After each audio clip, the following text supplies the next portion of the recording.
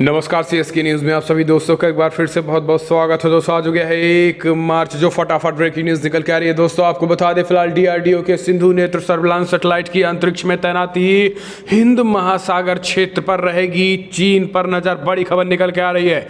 इससे क्या भारत का मजबूती मिली है भी आपको बताएंगे। दूसरी बड़ी अपडेट निकल के आ रही है। फिलहाल वायुसेना ने मनाया बालाकोट स्ट्राइक की दूसरी वर्षगांठ, ग्वालियर में भरी उड़ान, पोखरण में बरसाए बम। बड़ी खबर निकल के आ रही है। तीसरी बड़ी अपडेट निकल के आ रही है। फिलहाल ओमान की खाड़ी में इजरायली की एक कार्गो शिप पर जोरदार धमाका, ईरान पर लगा आरोप। जी हां, बड़ी खबर निकल के आ रही है।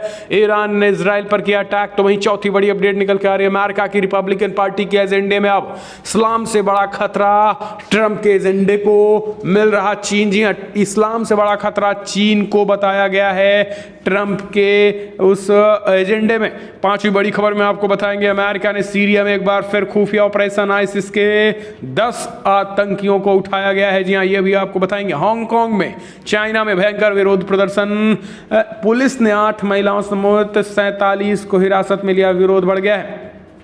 ये भी आपको बताएंगे। सब कुछ खबरें एक एक करके विस्तार से बताएंगे। पश्चिम बंगाल विधानसभा चुनाव से लेकर तमिलनाडु, केरला, पुदुचेरी और असम में क्या है हालात, वो भी बताएंगे। लेकिन उससे पहले अगर आपने चैनल को अभी तक सब्सक्राइब नहीं किया तो प्लीज सब्सक्राइब की लाल बटन दबाकर चैनल को सब्सक्राइब करें। और अगर आप भी मानते हैं कि प्रधानमंत्री मोदी हैं तो मुमकिन है, तो इस वीडियो को लाइक करके अपना समर्थन दर्ज के देश की गौरवशाली इंडियन आर्मी के लिए जय हिंद लिखना मत भूलिएगा। दोस्तों दरअसल पहली बड़ी खबर निकल के आ रही। फिलहाल डीआरडीओ के सिंधु नेत्र सर्विलांस सैटेलाइट की अंतरिक्ष में तैनाती हिंद महासागर क्षेत्र पर रहेगी निगाह। हिंद महासागर क्षेत्र में चीन और पाकिस्तान की नापाक हरकतों पर भारत अब और नजदीकी निगाह रख सकेगा। दरअसल भारतीय अंतरिक्ष अनुसंधान संगठन इसरो ने रविवार को हिंद महासागर क्षेत्र में सैन्य और मर्चेंट नेवी के जहाज़ों की गतिविधियों की निगरानी के वास्ते डीआरडीओ द्वारा विकसित एक उपग्रह सिंधु नेत्र प्रक्षेपित किया। इसरो के प्रमुख के सिवन ने पीटीआई भाषा को बताया है कि फिलहाल उपग्रह को PSLV-C-51 के जरिए रविवार को प्रक्षेपित किया गया है। इसरो ने अपनी वाणिज्यिक इकाई न्यू स्पेस इंडिया लिमिटेड के प्रथम समर्पित मिशन के तहत रविवार को ब्राज़ील के अमेजोनिया 18 और 18 उपग्रह के तहत भेजा है। आपको बता दें कि सिवन ने कहा है फिलहाल सिंधु क्षेत्र प्रक्षेपित किए गए उपग्रहों का हिस्सा था। सूत्रों ने बताया है कि रक्षा अनुसंधान विकास संगठन डीआरडीओ उपग्रह भारत के सामरिक और वाणिज्यिक हित के लिए महत्वपूर्ण भी है। हिंद महासागर क्षेत्र में सैन्य और मर्चेंट नेवी के जहाज़ों की निगरानी भी कर सकता है। सिंधु क्षेत्र नेत्र से देश की सर्विलांस क्षमता और ज़बरदस्त इजाफा होगा और हिंद महासागर में क्षेत्र और व्यापारिक गतिविधियों पर नज़र रखने में मदद मिलेगी। सिंधु क्षेत्र को डीआरडीओ के युवा वैज्ञानिकों ने तैयार किया है। तो दोस्तों आपको बता दें किससे होगा क्या, इससे फ़ायदा ये होगा कि फ़िलहाल इन उपग्रहों से चेन्नई की स्पेस किड्स एजेंसी उपग्रह भी शामिल है और इससे चीन और पाकिस्तान पर नज़र रखी जा सकेगी। न केवल चीन और पाकिस्तान बल्कि उन तमाम दुश्मन देशों पर नज़र रखी जा सके चीनी सागर में। इससे चीन की मुसीबतें बढ़ेगी। चलते हैं अगले अपडेट लेते हैं। फिलहाल वायुसेना ने मनाया बालाकोट स्ट्राइक के दूसरी वर्षगांठ, ग्वालियर से भरी उड़ान, पोखरण में बरसाए बम। दरअसल भारतीय वायुसेना ने पाकिस्तान के बालाकोट में आतंकवादी ठिकानों पर की गई एयर स्ट्राइक की दूसरी वर्षगांठ के अवसर पर रविवार को एक बार फिर अपनी क्षमता का प्रदर्शन किया। इस दौरान दुश्मनों के लिए घातक मिराज और सुखोई फाइटर जेट एक बार फिर गरजे और अपनी ताकत भी दिखाई। इस बार के अभ्यास में टारगेट था राजस्थान के पोखरण में बने बंकर। इन बंकरों को ठीक उसी तरीके बनाया गया जिस तरीके से आज से 2 वर्ष पहले बालाकोट में पाकिस्तानी आतंकवादी इसका इस्तेमाल करते थे। इस अभ्यास में एयरफोर्स के 5 मिराज 2000 फाइटर जेट्स ने ग्वालियर एयरबेस से उड़ान भर पोखरण की चारण फायरिंग रेंज में बम बरसाए। इस प्रदर्शन में बालाकोट पर बम बरसाने वाले मिराज फाइटर जेट की ही उपयोग में लिए गए हैं। ग्वालियर में पोखरण के हवाई मार्ग में करीब 600 किलोमीटर है और बालाकोट में भी वायुसेना ने इतनी ही दूरी तय कर आतंकवादियों पर बम बरसाए थे। इस कारण ग्वालियर का चयन किया गया है। हम चलते हैं अगले अपडेट। फिलहाल ओमान की खाड़ी में इजराइल के कार्गो शिप पर ईरान ने किया जोरदार धमाका। जी हाँ, ओमान की खाड़ी में इजरायली की कार्गो शिप पर रहस्यमयी तरीके से धमाका हुआ, जिसके बाद हड़कंप मच गया है। अब इस कार्गो शिप को संयुक्त अरब अमीरात यूएई की दुबई में रिपेयरिंग के लिए ले जाया जा रहा था। इजराइल के कार्गो ने शिप पर हुए धमाके को ईरान पे शक जा रहा है। गौरतलब है कि इजरायली कार्गो शिप पर हुए धमाके की वजह से अमेरिका और ईरान के बीच तनाव और बढ़ गया है। साल 2015 की न्यूक्लियर डील को लेकर ईरान और अमेरिका पहले आमने सामने हैं। माना जा रहा है कि ईरान ने यह धमाका अमेरिकी राष्ट्रपति जो बाइडेन के प्रशासन के ऊपर दबाव बनाने के लिए किया है। ईरान चाहता है कि फिलहाल अमेरिका उसके ऊपर लगे प्रतिबंधों को हटा दे। आपको बता दें, अभी तक ये पता नहीं चल पाया है कि धमाका किस तरीके से हुआ, लेकिन ईरान इसके पीछे बताया जा रहा है। हम चलते अगली खबर लेते हैं। फिलहाल अमेरिका की रिपब्लिकन पार्टी के एजेंडे में इस्लाम से बड़ा खतरा चीन, ट्रंप के एजेंडे को मिल रहा बल। जी हाँ, दरअसल ऑरलैंडो में चल रहे CPAC के सम्मेलन में अब तक दो बातें साफ उभर कर आई हैं। पहली यह है कि रिपब्लिकन पार्टी के कंजर्वेटिव समर्थक वर्ग में पूर्व राष्ट्रपति डोनाल्ड ट्रंप की लोकप्रियता अटूट बनी हुई है। दूसरी बात यह है कि CPAC ऐसा एजेंडा तय करने की तैयारी में है।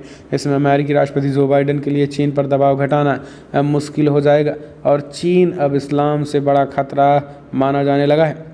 CPMB रिपब्लिकन पार्टी और उसके समर्थकों का सबसे बड़ा सालाना जमावड़ा होता है। कयास लगाए गए हैं कि इस बार की CPAC का सम्मेलन ट्रंप के सियासत में वापसी का लॉन्चिंग पैड साबित हो सकता है।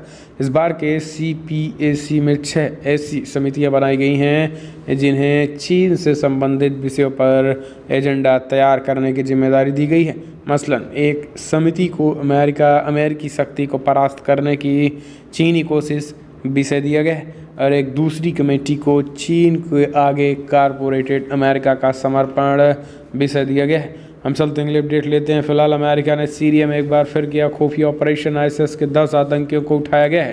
दरअसल अमेरिका ने सीरिया के डेरा अल ज़ोर में ईरानी मिलिशिया के ठिकानों पर एयर स्ट्राइक करने के बाद एक और खुफिया ऑपरेशन को अंजाम दिया है। सीरिया की सरकारी समाचार एजेंसी साना ने दावा किया है कि फिलहाल उत्तर पूर्वी शहर एस सदादी में अमेरिका सेना ने ISIS के 10 आतंकियों को एयरलिफ्ट किया। इतना ही नहीं, एजेंसियों का यह भी कहना है कि फिलहाल इन आतंकियों को देश से बाहर भेजने के लिए सीरियाई जॉर्डन बॉर्डर पर स्थित तनफ मिलिट्री बेस पर अमेरिकी सेना डॉक्टरों ने मेडिकल चेकअप भी किया है। सीरिया ने आरोप लगाया है कि अमेरिकी सेना इन आतंकवादियों का इस्तेमाल सीरियन आर्मी नागरिकों और हाईवे पर हमले के लिए करने की प्लानिंग कर रहे हैं। हम चलते हैं अपडेट। हांगकांग में लोकतंत्र समर्थकों का दमन। पुलिस ने 8 महिलाओं समेत 47 को हिरासत में लिया। चीन द्वारा लागू किए गए राष्ट्रीय सुरक्षा कानून के उल्लंघन को लेकर हांगकांग पुलिस ने लोकतंत्र समर्थक 47 कार्यकर्ताओं को रविवार को हिरासत में ले लिया है। पुलिस ने इससे पहले जनवरी में चलाए गए अभियान के दौरान पूर्व सांसदों और लोकतंत्र समर्थक कार्यकर्ताओं को गिरफ्तार किया था। इसके बाद उन्हें रिहा कर दिया गया था। हांगकांग पुलिस के एक बयान में कहा गया है कि उन्हें फिर से हिरासत में लिया गया है और सोमवार को अदालत में पेश भी किया जाएगा। इन सभी लोगों पर चीन द्वारा लागू राष्ट्रीय सुरक्षा कानून का उल्लंघन करते हुए अर्धसत्ता हांगकांग में पिछले साल एक अनधिकृत चुनाव में शामिल होने का आरोप लगा। हम चलते हैं अगले अपडेट लेते हैं। दोस्तों, फिलहाल बड़ी खबर। महाराणा करुणानिधि और गांधी परिवार पर अमित शाह का हमला। बोले 2G 3G और 4G सब तमिलनाडु में घोटालेबाज। दरअसल केंद्रीय गृह मंत्री अमित शाह ने रविवार को तमिलनाडु के विलीपुरम के विजय संकल्प यात्रा रैली को संबोधित किया। इस दौरान गृह मंत्री ने DMK और कांग्रेस पर जमकर हमला बोला। उन्होंने कहा है कि फिलहाल आने वाले चुनाव में एक और भाजपा और AIADMK का गठबंधन है तो रामचंद्रन, जयललिता और भाजपा के सिद्धांतों पर चलेगा। दूसरी ओर DMK और कांग्रेस का गठबंधन है जो वंशवाद, परंपरा और विश्वास करता है। उन्होंने कहा है कि 2G 3G 4G सभी तमिलनाडु में है। 2G मारन परिवार की 2 पीढ़ियाँ, 3G करुणानिधि परिवार की 3 पीढ़ियाँ, 4G गांधी परिवार की 4 पीढ़ियाँ। ये भी तमिलनाडु में हमें मिलता है। तो हमने कहा है कि सोनिया गांधी को राहुल बाबा को प्रधानमंत्री बनाने की चिंता है और स्टालिन जी को उदयनिधि को मुख्यमंत्री बनाने की चिंता है। इन्हें न देश की चिंता न तमिलनाडु की चिंता, उनको बस अपने परिवार की ही चिंता है। शाह ने बड़ा हमला बोलते हुए भ्रष्टाचार की भी बात कही है। तो उसके साथ उन्होंने कहा है कि अगर सरकार बनी तो तमिलनाडु को सुधारने में सबसे बड़ा योगदान देश की वित्त मंत्री निर्मला सीतारमण करेंगी। हम चलते हैं अपडेट। गुलाम नबी आज़ाद ने प्रधानमंत्री मोदी की तारीफ। कांग्रेस पार्टी भड़की, कहा ऐसे लोगों को निकालो बाहर। जी हाँ, दरअसल दोस्तों, कांग्रेस के वरिष्ठ नेता गुलाम नबी आज़ाद ने जम्मू के एक सभा के दौरान प्रधानमंत्री नरेंद्र मोदी की जमकर तारीफ की। उन्होंने प्रधानमंत्री मोदी के स्वभाव पर कई बातें भी कही हैं। आज़ाद ने कहा है कि मुझे कई नेताओं की बहुत सारी बातें पसंद हैं। मैं गाँव में ताल्लुक़ रखता हूँ और इसका मुझे गर्व है। इस दौरान उन्होंने प्रधानमंत्री मोदी की तारीफ करते हुए कहा है कि हम राजनीतिक प्रतिद्वंदी हैं और ज़रूर हैं,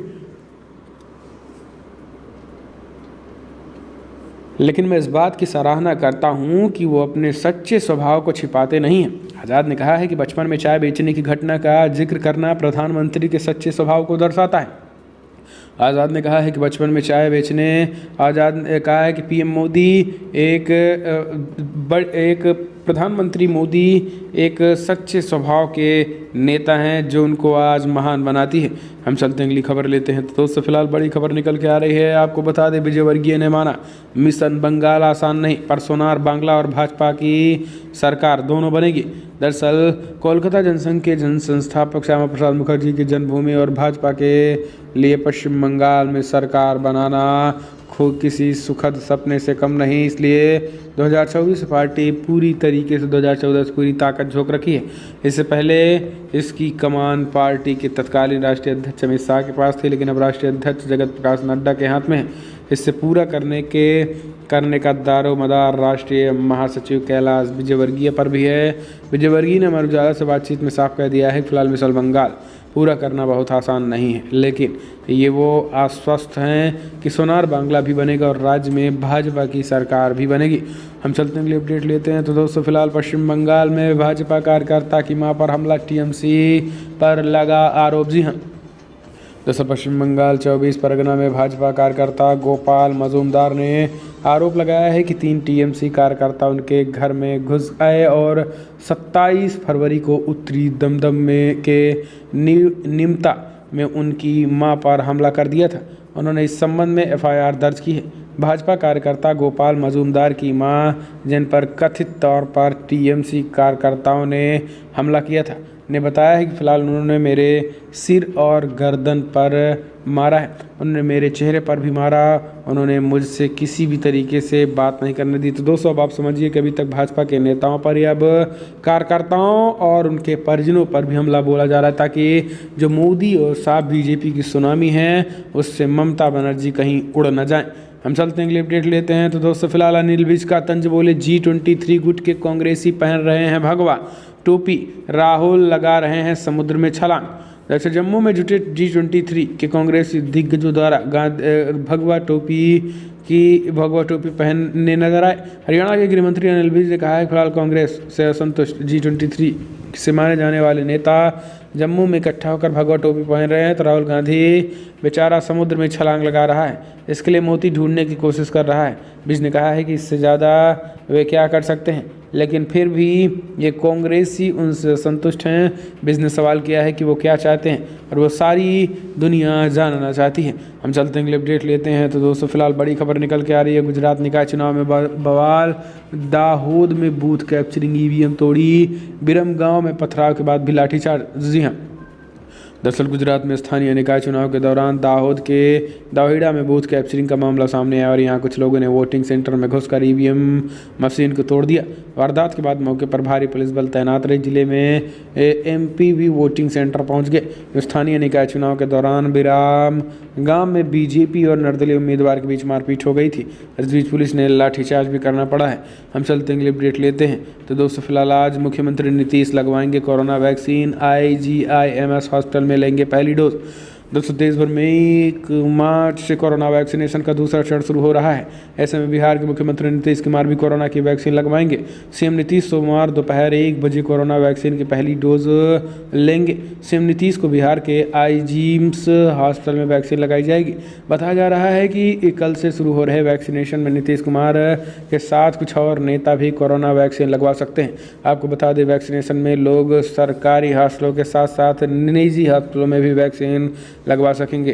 तो ये बड़ी खबर निकल के आ रही है। तो दोस्तों, फिलहाल बड़ी खबर में इतना है, लेकिन अगर आपको वीडियो पसंद आए तो लाइक करें, शेयर करें, कमेंट के माध्यम से अपनी राय देना ना भूलें। इस वीडियो में इतना ही। जय हिंद, वंदे मातरम।